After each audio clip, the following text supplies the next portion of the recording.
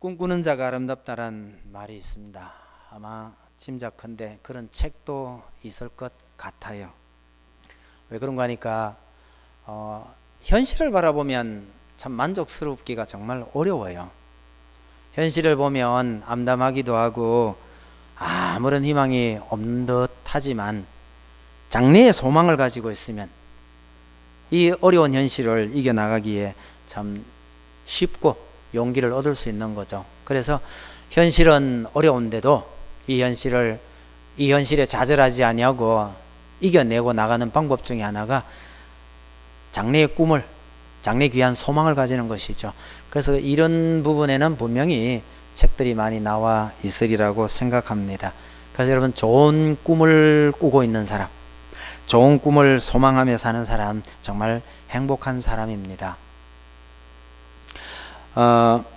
꿈을 생각하고 꿈과 관련된 설교를 준비하다 하니까요, 이 꼭 사람이 꿈속에 사는 것처럼 참 행복해지더라고요. 꿈은 우리를 참 행복하게 합니다. 그게 좋은 꿈일수록요. 그래서 내가 가진 꿈, 그 다음에 성경이 말하고 있는 이 꿈을 생각하면서 설교 준비하고 머릿속에 그걸 넣고 다니는 동안 참 행복한 거예요. 저는 우리 모든 성도들이 좋은 꿈 꾸면서 그 꿈에 취해서 현실은 어렵지만 행복한 삶을 살게 되기를 바라면서 이 말씀을 드리려 합니다. 여러분, 꿈 생각하면 누구의 꿈이 생각나시나요? 교회 안에서 꿈 그러면 제일 먼저 생각나는 사람이 요셉이죠. 요셉의 꿈 정말 유명합니다만은 우린 그런 꿈은 없는 것 같기도 해요. 우리하고는 별 관계가 없는 듯한가 싶긴 해요. 그러나 여러분, 요셉이 어릴 때 고향에서 꾸었던 그 꿈이 결국은 그를 한평생 지탱하는 힘이 됩니다. 그 꿈은 너무 거창하고요. 또 누구의 꿈이 생각나시나요? 저는 가장 최근에 알게 된 게 그 인순이의 꿈이 있더라고요. 그 위의 꿈 아시나요? 네, 노래 괜찮던데요? 조금 어려운가 봐요. 조금 어렵긴 한데 저 크게 감동을 받은 건 아닌데 그런데도 이 그 위의 꿈 괜찮은 꿈이네 이런 생각이 들어요. 조만간에 그 위의 꿈이라는 영화가 하나 나온답니다. 세월호 사건과 관련된 꿈이에요. 영화예요. 거기에 희생된 아이 중에 하나가 학교에서 장래 음악가를 꿈꾸면서 학교에서 불렀던 노래가 이 인순이의 그 위의 꿈이었대요. 그 내용이 이제 그 영화에 나오니까 아마 영화 제목이 그 위의 꿈 그렇게 됐는가 봐요. 괜찮은 노래더라고요. 전 한 번도 불러보진 않았는데 여러 번 들어봤었는데요. 그 위의 꿈, 왠지 모르게 좀 징한 구석이 있는 그런 꿈이더라고요. 여러분, 성경을 벗어나서 꿈 중에 제일 유명한 꿈이 뭔지 아십니까? 원래 그분이 돌아가신 지 40주년 되는 해, 모든 사람들이 가슴속에 엄청난 충격을 주면서 지금도 많은 사람들이 가슴속에 살아있는 그분의 그 유명한 연설, 내게는 꿈이 있어요. 영어 공부 좀 하는 아이들이요, 그 연설 전문을 잘 외웁니다. I have a dream 하는 거예요. I have a dream. 내겐 꿈이 있어요. 그분이 39의 나이로 총에 맞아 죽었습니다. 그 꿈 때문에요. 무슨 꿈이에요? 백인 어린아이와 흑인 어린이가 함께 손잡고 함께 어울릴 수 있는 그 세상, 난 그 세상을 바라보며 우리가 이 일을 위해서 그날을 꿈꾸며 살아야 합니다. 이런 연설문이거든요. 그 연설문 속에 나오는 유명한 말이 노랫말이 되어 있습니다. 우리말로는 우리 승리하리라 하는 거요. 아마 웬만하면 아실지 몰라요. We shall overcome 하는 거요. 우리 승리하리라 하는 그 노래도 그 연설문 속에서 나왔는데, 여러분, 그분이 총에 맞아서 돌아가신 지가, 괴한의 총에 맞아서 돌아가신 지가 올해가 40주년이고 아마 거창한 행사를 했던 것 같아요. 흑인과 백인이 서로 피부 색깔에 관계없이 함께 손잡고 평등하게 살 수 있는 그런 사회, 그걸 꿈꿨었거든요. 그분이 꿈꾸면서 미국의 흑인 대통령이 나타나리라고 상상이나 했을 것 같아요? 전 생각에 상상도 못했을 것 같아요. 근데 40년이 채 안 됐어요. 그 나라에 흑인 대통령이 나타났습니다. 그렇다고 해서 그분의 꿈이 완전하게 이루어진 건 아니에요. 아직도 문제는 굉장히 많아요. 그러나 그 어려운 가운데 내겐 꿈이 있어요 라고 했던 이 연설문요, 많은 사람들의 가슴 속에 있으면서 꿈꾸는 자의 표본이 됐던 거죠. 여러분, 꿈 많이 꾸세요? 새벽기도 나오시는 분들은 꿈 잘 꿀 겨를이 없어서 꿈 잘 안 꾸시는데요, 꿈꾸는 분들이 더러 좀 많이 있어요. 저도 꿈을 가끔 꾸기는 꾸는데 제 꿈은 전부 개꿈입니다. 한 번도 돼지 꿈이나 용 꿈을 꿔본 적은 없어요. 혹시 돼지 꿈 꾸시고 용 꿈 더러 꾸시나요? 그래서 그날은 남 몰래 복권이라도 한 장씩 사보고 그러시나요? 더 안 물어볼게요. 꿈 어떻게 해석하세요? 반대로 해석하세요? 똑바로 해석하세요? 제가 들은 바에 의하면 반대로 해석하는 게 좋다고 그러네요. 그러나 여러분, 성경에 나온 꿈을 해석하는 거 보세요. 반대로 해석하는 적이 잘 있는가? 반대로 해석하는 거 아닌 것 같아요. 근데 왜 반대로 해석합니까? 보통 꿈은 흉한 게 많거든요. 그러니까 반대로 해석하면 흉한 꿈이 오히려 좋은 일이 생길 거라고 하니까 위로가 되잖아요. 그 대신에 좋은 꿈 꾸면 반대로 해석 안 해요. 바로 해석해요. 그래서 제가 아는 한 꿈은 어떻게 해석하느냐? 자기 마음대로 해석하면 돼요. 편리한 대로요. 여러분, 이런 꿈 꾸는 거 너무 희망하지 마세요. 개꿈이든 용꿈이든 전 그런 꿈은 더 이상 원하지 않습니다. 왜냐하면요, 우리 그리스도인들이 품어야 할 진짜 좋은 꿈이 따로 있기 때문이죠. 그 표본으로 전 이사야가 꿈꾸었던 이사야의 꿈 얘기를 할까 합니다. 이사야 어디에도 꿈이란 단어가 나타나 있지는 않습니다만은 이사야 전체 속에 보면 이사야가 가슴에 품고 꾸었던 그 꿈이 보이는 듯 합니다. 여러분, 이사야 시대에 이 나라가요, 그렇게 평온한 나라가 아니었습니다. 이러다가 나라가 망할지도 모르겠다라는 그 아픔을 품고 하나님께 기도했더니 하나님께서 그를 위로하시고 그에게 사명을 주십니다. 그 사명의 핵심 내용이 하나님의 나라를 이루어갈 메시아가 온다. 그 꿈을 품고 그는 정말 일평생을 헌신하는데 참 고생을 많이 한 사람입니다. 그리고 하루 이틀 사역에 그친 것이 아니고 거의 평생 동안 정말 오랜 기간 동안 하나님의 말씀을 전했던 사람입니다. 그의 가슴 속에는요, 잊을 수 없는 꿈 하나가 있었더라는 이야기입니다. 이사야 시대의 국제정세를 잠시 돌아보면 아수르가 신흥 강국으로 떠오릅니다. 주변에 있는 모든 나라를 점령을 합니다. 그런데 유다 북쪽에 있었던 동족 북이스라엘이요, 심심하면 남쪽 유다를 쳐요. 힘이 생길만 하면 남쪽 유다를 치고, 그러다 보면 또 그 나라는 북이스라엘은 쿠데타가 너무 많이 일어나요. 쿠데타가 계속 연속이 돼서 왕이 죽고 하더니 결국은 아수르에 망해버립니다. 오늘 우리나라 상황하고 똑같은 건 아니지만 좀 많이 닮아있다라는 생각이 들어요. 주변 열강들에 의해서 어떻게 나라를 살려가야 할지 잘 모르겠다 싶은 이런 시대에 북이스라엘은요, 힘만 나면 남쪽을 치고 너다지 쿠데타가 일어나서 왕이 바뀌더니 결국은 아수리에 망해 갔더라. 이런 시대에 하나님의 백성이라고 하는 남쪽 유다만이라도 하나님 말씀 잘 섬기고 나라가 튼튼하면 얼마나 좋을까 싶지만은, 여러분, 유다마저도요, 이 나라 저 나라 눈치 보며 하나님 말씀에 별로 귀 기울이지 않았더라는 겁니다. 이런 자기 그 동족에게, 이런 유다 백성들을 향해서 이사야가 메시지를 선포합니다. 여러분, 이사야가 처음 시작했던 이 유명한 메시지 있죠. 하늘이여 들으라, 땅이여 귀를 기울이라. 여호와께서 말씀하시기를 내가 자식을 양육하였거늘 그들이 나를 거역하였도다. 소는 그 임자를 알고 나귀는 그 주인의 구유를 알건만은 이스라엘은 알지 못하고 나의 백성은 깨닫지 못하는도다. 이게 이사야가 메시지 선포할 때 처음 말입니다. 여러분, 이건 거의 비명 수준이에요. 누구의 비명입니까? 이건 하나님의 비명이에요. 어떻게 해서 내가 내 백성을 키워놨더니 이 백성이 짐승보다 못하단 말이냐.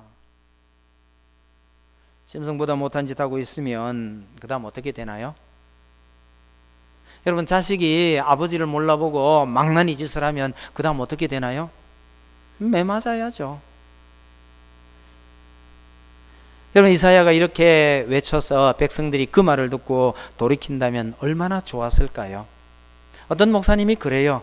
아무리 설교해도 사람이 바뀌지 않더라. 여러분, 한번 생각해 보세요. 설교를 들으면, 좋은 설교를 듣고 은혜를 받으면 그 다음 내가 좀 변하나요? 내 삶이 좀 달라지나요? 그대로인가요? 달라질 것이 하나도 없어서 달라지지 않는다면 얼마나 좋겠습니까?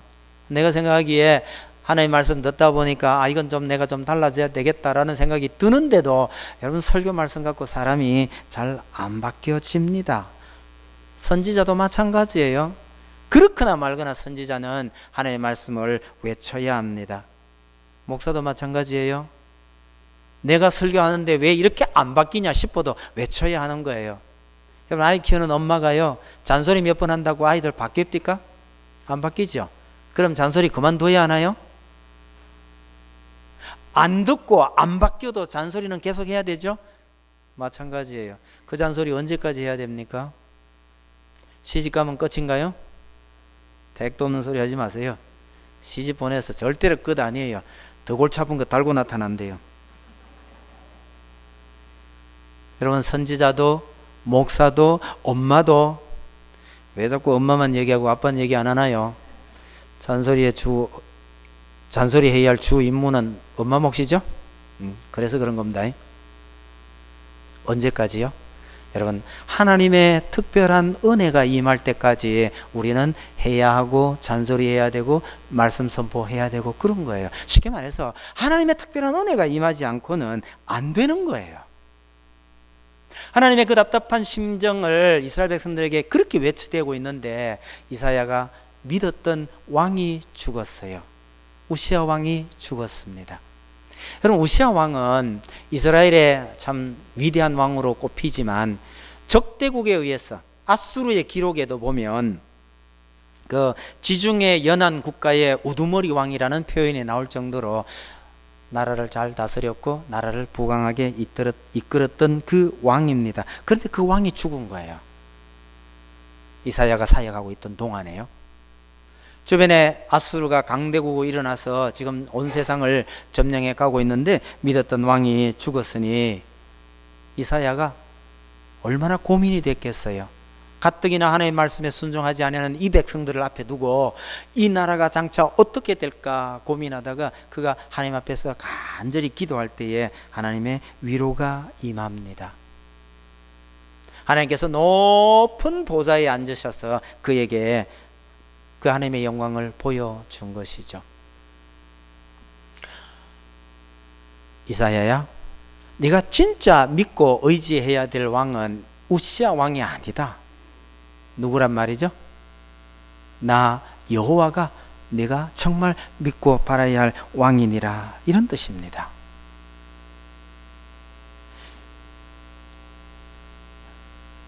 나라를 걱정하며 성전에서 기도한 그에게 하나님께서 이런 모습으로 나타나셨는데 이사야의 생각은요, 정말 이러다가 나라 망하는 거 아니야, 이스라엘 백성 다 죽어야 하는 거 아니야, 이런 생각이었는데 하나님을 딱 뵙고 나니까 이사야가 깨달은 게요, 죽어야 할 인간이 바로 나였구나, 이걸 깨닫는 겁니다. 그래서 유명한 사건이 이사야 6장에 나오죠. 그 숯불로 입술을 정하게 하는 그 대목 말이에요. 자기는 하나님의 말씀 전하면서 내 말을 들어야 이 백성들이 사는데 하고 이 백성들 이따가 다 죽는데 라고 했지만 정작 하나님을 만나 배웠더니 죽어야 할 인간은 나더라, 이걸 깨닫게 되는 거죠. 근데 하나님께서 이사야를 보고요, 정하게 해 주십니다. 크게 통곡하고 내가 죽어야 하는구나 이랬을 때 하나님께서 이사야를 정결케 하시고 그에게 사명을 줍니다. 그런데 다시 백성들이 가서 외쳐라 라고 하는 그 하나님의 말씀이 정말 이상해요. 백성의 마음으로 둔하게 하며 그 귀가 막히고 눈이 감기게 하라. 염려컨대 그들이 눈으로 보고 귀로 듣고 마음을 깨닫고 다시 돌아와서 고침을 받을까 하노라. 이스라엘 백성들에게 가서 외치라는 거예요. 눈 감기고 귀 닫도록 하라는 겁니다. 여러분, 이건 눈 감고 하나님 말씀 듣지 않고 하나님 말씀, 하나님을 보지 않으면 이건 죽으라는 얘기입니다. 이 나라가 어떻게 될까 고민해서 기도하고 있는 그에게 그를 정결케 하시고 하나님께서 주신 메시지는요, 심판의 메시지였다는 거예요. 이사야가 기대했던 각오는 너무 달랐죠. 하나님 이 백성 살려주셔야 합니다. 그랬더니 하나님의 답변은요, 맞아, 죽어야 정신 차릴 거야, 이런 답변입니다. 하나님께서 이 백성들을 심판하기로 작정하셨다는 뜻입니다. 여러분, 너무 하나님을 원망하실 필요가 없어요. 왜 그런가 하니까 우리가 하나님 입장을 좀 헤아려 봐야 하는데, 모세와 여호수아를 불러서 하나님께서 이스라엘 백성들 가나안 땅으로 들이실 때에 이 땅에서 우상 섬기지 말고 하나님만 섬기라고 얼마나 많이 당부하셨는지 몰라요. 그게 출애굽기, 레위기, 민수기, 신명기 다잖아요. 그렇게 신신당부했음에도 불구하고 사사시대를 거치고 왕정시대를 거쳐오는 동안 이스라엘은 하나님 말씀에 순종한 때가 거의 없었어요. 많은 선지자들 보내서 하나님 말씀을 전했었어도 하나님 말씀에 순종치 않았더라는 거예요. 이제는 정말 하나님께서 심판해야 되겠다고 마음을 먹어야 할 정도까지 왔다는 뜻입니다. 하나님께서 오랫동안 인내하고 참으셨다는 것을 기억하셔야 합니다. 하나님의 이 메시지 속에서 이사야가 깨달은 것은요, 진정한 회복은 그냥 이루어지는 게 아니다라는 걸 깨닫게 됩니다. 여러분, 새 생명의 탄생은요, 산모의 끔찍한 고통을 이기고 나서야 가능해지는 겁니다. 이사야가 그걸 알았어요. 하나님의 회복도 철저한 심판을 겪고 난 후에 그 심판을 통해서 하나님께서 우리 민족을 회복시키실 거라는 것을 이사야가 알았던 겁니다. 심판의 메시지 속에 회복의 약속이 은근슬쩍 묻어져 있었습니다. 거대한 나무가 잘려나갈 것이다. 그러나 잘려나간 나무의 그루터기에 새로운 싹이 있다. 그 싹이 다시 날 것이고 그 그루터기에 있는 거룩한 시간 다시 자라나서 거대한 나라를 일으킬 것이라고 하나님께서 말씀하고 계시는데, 이사야가 이 말씀에 주목한 겁니다. 하나님께서 유다를 베어버려도 그루터기에 새 삭을 남기는 것, 이것이 회복의 시작이고, 이 약속을 믿고 하나님께로 돌아오는 자들로부터 시작해서 하나님은 새로운 회복을 하시겠다고 말씀하시는 것이죠. 여러분, 이사야가 이 나라가 어떻게 될까 고민하는 가운데 하나님께서 심판하겠다고 하셨으니 더 이상의 희망이 없다 싶은데요, 그 절망 가운데서 하나님께서 조그마한 희망을 하나 보여주셨는데, 이사야는 이 소망을 품고 이 꿈을 품고 하나님께서 다시 회복시켜 주실 그 나라를 꿈꾸며 한평생 하나님 앞에 헌신했다는 거예요. 이사야가 깨닫게 된 그 꿈을 이루기 위해서 하나님께서 하신 약속 중에 첫째가 뭐냐면요, 이 꿈을 이룰 한 아이가 태어날 것이라고 합니다. 이사야가 9장에서 이 아이에 대해서 이렇게 말합니다. 한 아기가 우리에게 낳고 한 아들을 우리에게 주신 바 되었는데 그의 어깨는 정사를 메었고 그의 이름은 기묘자라 모사라 전능하신 하나님이라 영전하시는 아버지라 평강의 왕이라 할 것이라 만군의 여호와의 열심히 이를 이루리라, 이렇게 고백합니다. 여러분, 이사야의 눈에 한 아기가 보였는데요, 이 아이 이름 기묘자라 모사라 전능하신 하나님이라 영존하시는 아버지라 평강의 왕이라. 아이 이름치고 참 대단하죠. 이런 아이가 태어날 거라고 하나님께서 말씀하셨어요. 이사야의 눈에 이 아이가 보이는 거예요. 이 아이가 이 땅에 태어나서 이 땅에 이루어갈 하나님의 나라는 얼마나 아름다울까. 그것이 오늘 우리가 읽은 본문입니다. 11장 1절에 보시면 이새의 줄기에서 한 싹이 나며 그 뿌리에서 한 가지가 나서 결실할 것이요 라고 합니다. 이새의 줄기, 다윗의 후손으로 이 아이 하나가 태어날 거라고 말했죠. 근데 이 아이가 태어나서 이루는 그 하나님의 나라가 어떤 나라입니까?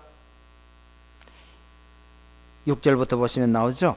이리가 어린 양과 함께 살며 표범이 어린 염소와 함께 누우며 송아지와 어린 사자와 살찐 짐승이 함께 있어 어린아이에게 끌리며, 이렇게 표현합니다. 여러분, 마르틴 루터 킹 목사가 이 땅에서 내겐 꿈이 있어요, 그러면서 했던 그 꿈이 뭡니까? 백인 어린아이와 흑인 어린아이가 함께 손잡고 피부 색깔에 관계없이 어울릴 수 있는 그런 나라를 꿈꿨다라고 합니다. 이사야의 꿈은요, 그보다 더하죠. 이리가 어린 양과 함께 살며. 여러분, 이것이 이사야가 꿈꿨던 하나님의 나라입니다. 예수님 오시기 500여 년 전에 이사야는요, 하나님께서 이루어 주실 이 아름다운 세상을 꿈꾸었던 겁니다. 어린 양이 이리와 함께 뒹굴고 어린아이가 독사굴에서 놀아도 아무런 해가 없는 세상. 여러분, 이게 이사야의 꿈이었는데요, 엄밀히 말하면 하나님의 꿈이기도 합니다. 아담이 범죄하고 에덴 동산에서 쫓겨난 이후에 하나님께서는 새롭게 이들을 회복시키시기를 원하시면서 이루려고 하셨던 그 나라, 이게 하나님의 꿈이에요. 그 꿈을 이사야가 본 겁니다. 여러분, 이것은 오늘 우리 교회가 어떻게 되어야 할 것인가를 보여주는 말씀이기도 합니다. 여러분, 오늘날 우리가 교회가 이런 교회가 되어야 하는데 사실은 좀 다르죠. 여러분, 교회의 어린 양은요, 사자나 표범을 만나면 두려워요. 괜히 말 한마디 잘못했다가 찍힐까 싶어서 말도 잘 못하는 게 교회의 어린 양입니다. 앞장서서 일하다가는요, 칭찬 듣기보다는 실망하기 일쑤입니다. 교회 일도 너무 앞장서서 하지 말라고 은근히 권고합니다. 교회도 조금 떨어져서 조금만 하는 척 하는 게 좋다, 뭐 이러면서 충고를 하는 거죠.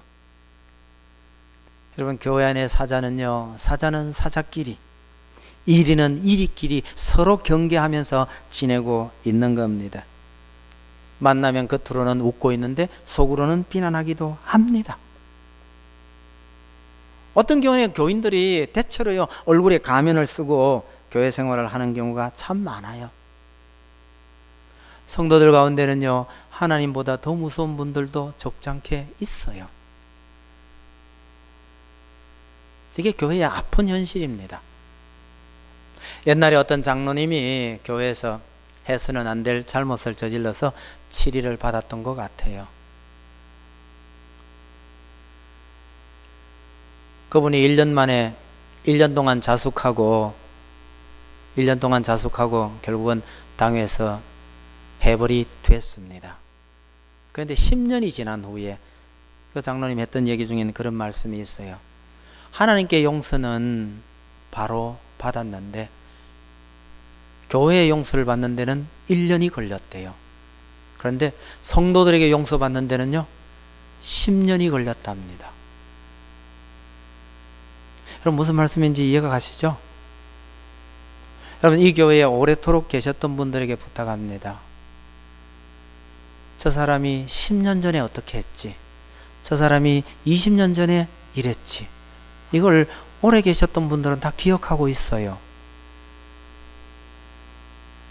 기억만 하고 있으면 괜찮은데요, 그게 결국은 용서가 안 되더라는 사실입니다.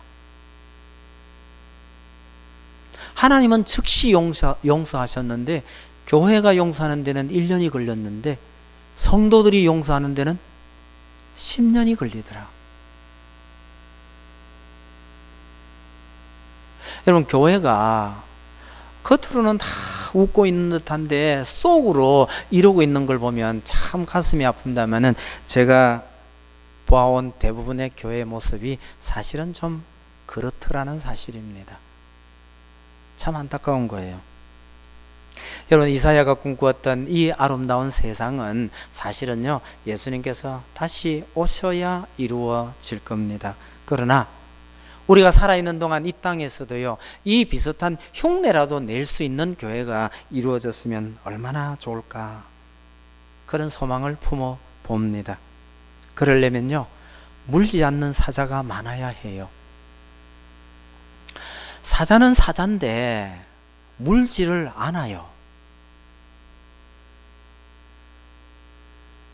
여러분, 호랑이는 호랑이인데 참 귀여워요. 여러분, 교회 안에 귀여운 호랑이가 많아야 해요. 독사인데요, 이 독사가 독이 없어요. 여러분, 하나님의 나라에서는요, 어린 송아지와 곰이 함께 뒹굴고 있어요. 곰인데 힘으로나 뭐로나 엄청 무서워야 할 곰인데 이 곰이 어린 송아지를 데리고 같이 놀고 있어요. 이사야가 꾼 꿈이 이런 겁니다. 여러분, 스스로 한번 생각해 보셔요. 나는 이 교회의 어린 양인가?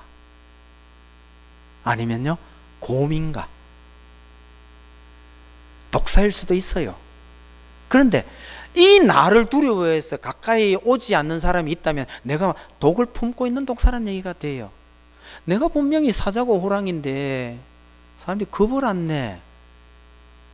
사자인 줄 모르고 수염을 뜯고 있어요.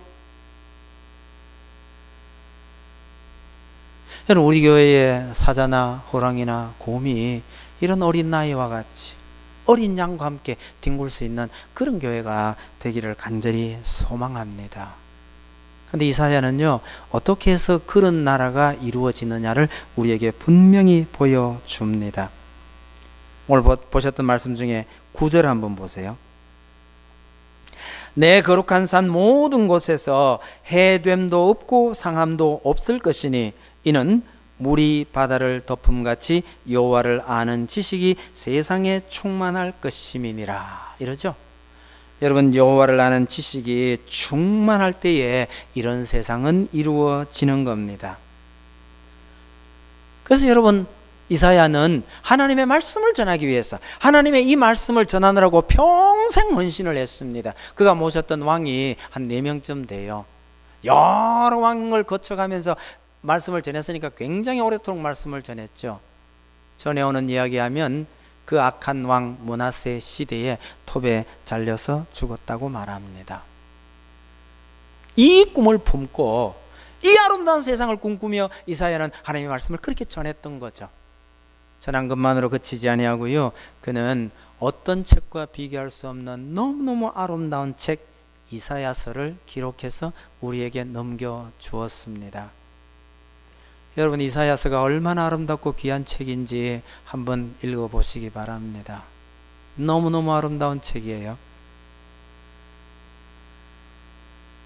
하나님의 말씀이 온 땅에 가득할 때에 이 땅에 이 아름다운 세상은 이루어진다고 믿었기에 그는 하나님의 말씀을 전하는 데에, 이 아름다운 세상을 그리는 데에 한평생을 바쳤고 이 귀한 책을 우리에게 넘겨준 겁니다.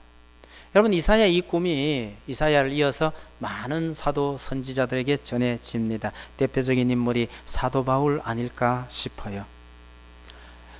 여러분, 사도 바울은요, 그리스도의 풍성을 이방인에게, 이게 그의 아마 모토이었을 거라고 생각해요. 이 말씀을 가슴에 품고 온 세상을 누볐습니다. 오늘날 지도를 펴놓고 사도 바울이 다녔던 전도 여행을 보면 유럽의 한쪽인 것처럼 보이는지 모르겠습니다만 그 당시 사도 바울의 눈에는요, 그것이 모든 세상이었습니다. 온 세상을 발로 걸어다니며 하나님의 말씀을 전했습니다. 왜 그렇죠? 이사야가 꿈꾸었던 이 아름다운 세상, 사도 바울은 말씀을 전함으로 해서 이 땅에 이 아름다운 세상이 이루어질 걸 믿으며 그렇게 복음을 전했습니다. 글을 띄었던 많은 우리 믿음의 선조들은요, 여전히 그 말씀을 믿고 땅끝까지, 지구 구석구석까지, 그러다가 우리나라에까지 들어오게 되는 거죠. 선교사들의 눈에 도무지 희망이 없는 이 나라에게까지 이 복음을 들고 찾아왔던 겁니다. 이 아름다운 세상을 꿈꾸면서요. 이 아름다운 꿈을 받아들였던 우리 선조들 덕분에 오늘 우리도 이 꿈을 간직하게 된 것이고, 부족한 이 저에게까지도 이 꿈이 살아있는 겁니다. 벌써 오래전 얘기입니다만 제가 학교를 그만둘 때요, 가장 아쉬웠던 것, 가장 아까운 게 뭐였을 것 같아요? 학교 그만두고 신학교 가려고 마음먹으니까 정말 뒷골이 땡겨서 정말 아쉽고 아까운 거 뭐였을 것 같으세요? 그게 안 어려워요. 방학입니다. 전 여름 방학만 되면요, 친구들한테 놀립니다. 이번 방학 동안에 뭘 할까? 너 그 직장에 가서 내 같이 놀아줄까? 이런 거예요. 일 도와주겠다는 뜻이 아닙니다. 남 땀 뻘뻘 흘려가면서 일하고 있는데 그거 와서 같이 놀아줄까 하고 와서 끌떡거리는 건 뭐예요? 놀리는 거죠. 그런 얘기 많이 했어요. 말을 뒤집으면요, 야, 방학도 없는 그런 직장 어떻게 다니냐, 뭐 이런 얘기잖아요.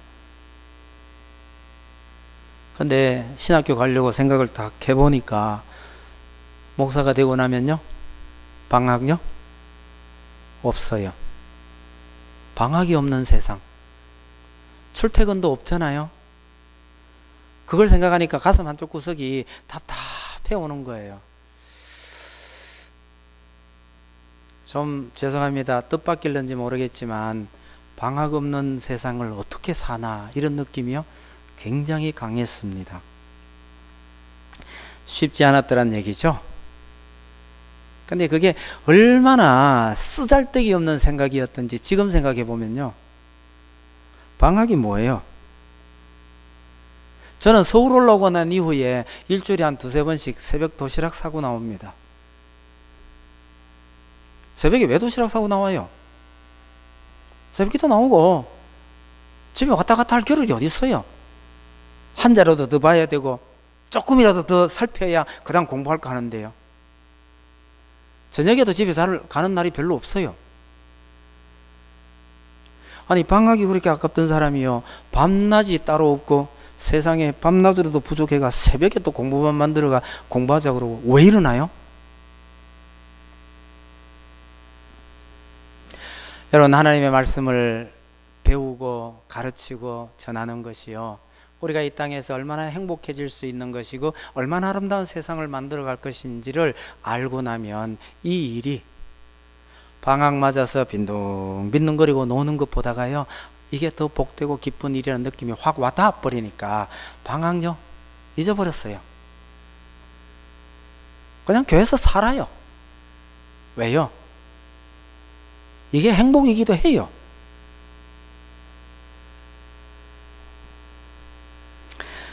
여러분, 하나님의 말씀을 우리가 열심히 배우고 가르치고 전하는 이것이 우리 교회를 복된 하나님의 나라로 만들어가는 비결이기도 하고 우리 이웃들에게 이 하나님의 나라를 전하는 방법이기도 합니다. 이사야가 꿈꿨던 이 아름다운 세상을 이루어가는 아마 유일한 방법이기도 할 것입니다. 우리 교회가 얼마나 복된 교회인지 여러분 잘 알고 계시기를 바랍니다. 주일 낮 예배뿐만 아니라 새벽 기도 시간 통해서요, 또 작은 예배를 통해서 우리가 성경 말씀을 마음껏 배울 수 있는 이런 기회가 주어져 있습니다. 이게 참 복된 일입니다. 여러분, 하나님의 말씀 없이 열심히 충성하다 보면 어느 순간에 휘청하고 넘어갑니다. 그런데 말씀에 발을 굳건하게 서서 말씀에 근거해서 열심히 충성할 때 이것이 온전한 하나님의 나라로 이루어져 가는 것입니다. 시민교회가 하나님 말씀 위에 온전하게 세워져서 정말 아름다운 교회로 성장해 가기를 정말 간절히 소망합니다. 여러분, 하나님의 말씀이 사람을 그렇게 변화시킵니다. 말씀에 순종할 때만 이 아름다운 나라는 가능해진다는 뜻입니다. 그래서 말씀 앞에 하나님의 말씀이라면 나 자신을 내려놓는 이런 훈련이 우리에겐 빨리 이루어져야 합니다. 여러분, 하나님의 말씀이라면 항복합시다.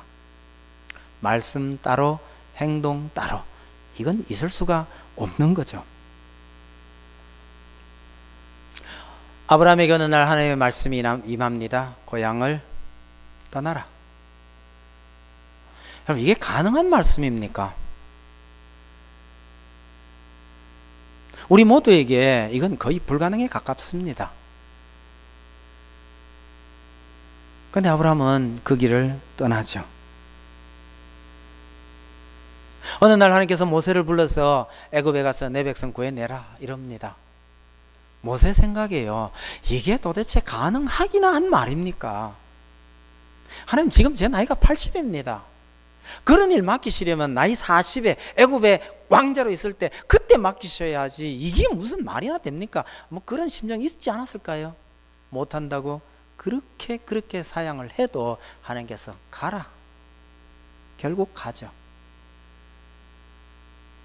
근데 못한다고 그렇게 발버둥을 쳤지만 그가 정작 하나님의 말씀 따라 해보니까 너무너무 재밌었거든요. 저는 모세에게 훗날 병이 하나쯤 생겼을 거라고 생각해 봅니다. 상상이에요. 모세에게 생긴 병이 뭘까요? 물만 보면 두들겨 보고 싶은 병. 왜요? 여러분, 홍해 바다가 쫙 펼쳐져 있는데 거기에 지팡이 들고 내밀었더니 바다가 갈라졌어요. 병 안 생길까요? 물만 보면. 이거 한번 안 해보고 싶겠어요? 전 생겼을 거라고 생각해요. 하나 더 생겼어요. 바위만 보면. 여러분, 바위를 쳤더니 물이 나왔더라. 이게 참 싱거운 얘기인데요. 여러분, 한번 생각해 보세요. 바위를 쳤는데 물이 어떻게 나왔을 것 같아요? 200만이나 되는, 광야에서 200만이나 되는 사람들에게 물 먹이려고 그러면 물이 어떻게 나와야 먹이겠어요? 그냥 짤짤짤거리고 나와가지고는 흐르지도 않아요. 이게 시내가 강처럼 되어서 흘러가주지 않으면 그 200만이 되는 식구들에게 어떻게 물 먹여요? 그렇다면 바위가 갈라지면서 물이 어떻게 나왔을 거라고 생각이 돼요? 이건 폭포수같이 쏟아져야 먹일 수 있는 겁니다. 그렇게 생각하면 내 이거 한번 때려볼까 싶은 생각 안 들까요?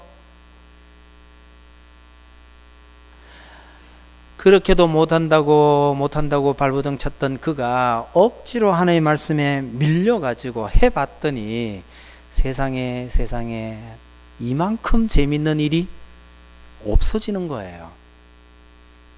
여러분들에게 이런 은혜가 있기를 바랍니다. 하나님의 말씀이라 그랬는데 아무리 하나님의 말씀이지만 이건 하나님의 말씀인데 나 그거 안 돼. 이게 일반적인 우리 태도잖아요. 여러분, 하나님 말씀 따르려면요, 내가 죽어야 할 때가 한두 번이 아닙니다. 내 성질 죽이고 내 생각 버리고 하나님 말씀 따르기가 그게 쉬운 건 아니에요. 어렵습니다만은 그렇다고 해서 매번 어려운 건 아닙니다. 그게 어떤 맛인지 그 재미가 어떤 것인지 체험하고 나면요, 그게 또 쉬워져요. 처음에는 모세가 어려웠지만 나중에는요, 때리라면 때리고 내밀라면 때리고 다 해버리는 거예요. 이스라엘 백성들에게 모세는 하나님처럼 배웠어요. 처음엔 어려웠어요. 우리도 마찬가지입니다. 하나님의 말씀에 순종하는 것이 결코 쉬운 일이 아닙니다. 경우에 따라서는 이러다 나 죽을 거 아닐까? 그런 아픔이 있을 수 있습니다. 그런데 그럼에도 불구하고 순종했더니 하나님께서 이런 은혜를 주셨더라. 그러면 그 다음부터요, 내가 바뀐 거예요. 바뀔 수밖에 없어요. 그런 나 옆에요, 아름다운 하나님의 나라가 이루어져 가는 것이죠. 여러분, 하나님의 말씀이 주는 그 위로와 사랑에 감격해서 헌신하는 성도들로 가득 찬 교회가 되기를 바랍니다. 말씀을 맺으려 합니다. 여러분, 우리나라의 현실을 보면 참 답답해요. 요즘 제일 답답한 사람들은 축구 때문에 답답하지 않겠냐 싶은데 축구 때문에 답답한 사람, 제가 보기엔 좀 이상한 사람들인데 그래도 어쨌든 축구 때문에 참 답답한 사람 많아요. 그러나 우리가 진짜 답답해야 될 것은 우리 현실을 보면 우리나라의 나라를 제대로 이끌어 나갈 지도자가 이렇게 없나? 이 무지몽매한 백성들을 이끌어갈 기독교 지도자들이 이렇게 없나? 이 백성들을 이끌어 나가야 할 아름다운 교회가 이렇게 없나? 이런 게 진짜 아픔이에요. 축구 때문에 너무 힘들어하지 마셔요. 여긴 별로 없었을 것 같아요. 오늘 아침에도 나오는데 동네가 약간 시끌벅적하더라고요. 또 축구하는가 보다 이러고 왔어요. 어느 목사님이 가르쳐 주대요. 브라질에 난리 났다고요. 브라질 또 졌어? 아니 축구 좀 지면 어떤데요? 그 나라들은 원래 잘하던 나라니까 그렇다 칩시다. 여러분 축구에 생명 걸지 마시고요. 먹고 사는데 이런 거 보다가요. 진짜 우리가 힘들어하고 걱정하며 해야 될 곳이 따로 있다는 거죠. 여러분 정말 걱정해야 될 이런 걸 자세히 들여다보면 진짜 이 세상을 바라보면요. 희망이 없다 싶을 때가 한두 번이 아닙니다. 그러나 이사야는요. 현실을 본 게 아니에요. 이 현실 넘어 하나님께서 이루어 가시고 하시는 그 하나님의 나라를 보면서 용기를 냈던 것이죠. 여러분 저도 이 하나님의 나라에 비하면 어느 한 구석에 조그마한 나사못 하나에 지나지 않을 거라고 생각을 합니다만은 그러면서도요. 이 하나님의 이루어 가실 이 아름다운 나라를 이 나라를 만들어 가는데 내가 조금이라도 보탬이 되지 않을까 이런 마음으로 밤낮없이 공부하자 그러고 성경 가르치고 그렇게 합니다. 왜요? 그 말씀 따라 살면서 그 말씀이 주는 위로가 너무너무 크다는 것을 잘 알기 때문입니다. 우리 모든 성도들이 그 하나님께서 주시는 그 꿈에 젖어 우리 교회를 그렇게 만들어가고 우리 가정을 그렇게 만들어가고요. 여러분 우리 때문에 이 온 세상이 그런 아름다운 세상이 되는 건 사실 어렵잖아, 그죠? 그러나 우리 가정만이라도 아니 우리 순만이라도 좀 넓혀서 우리 교회만이라도 그런 교회를 만들어 가야 되겠다. 이것이 우리 모두의 꿈이 됐으면 합니다. 여러분 그런 꿈 꾸는 자가 진짜 행복한 사람입니다. 현실이 우리를 행복하게 하기란 정말 어려워요. 그런 꿈이 우리를 행복하게 만듭니다. 하나님 말씀 위에 서서 그런 행복한 삶을 다 누리게 되시기를 바랍니다. 기도하십시다. 하나님 아버지,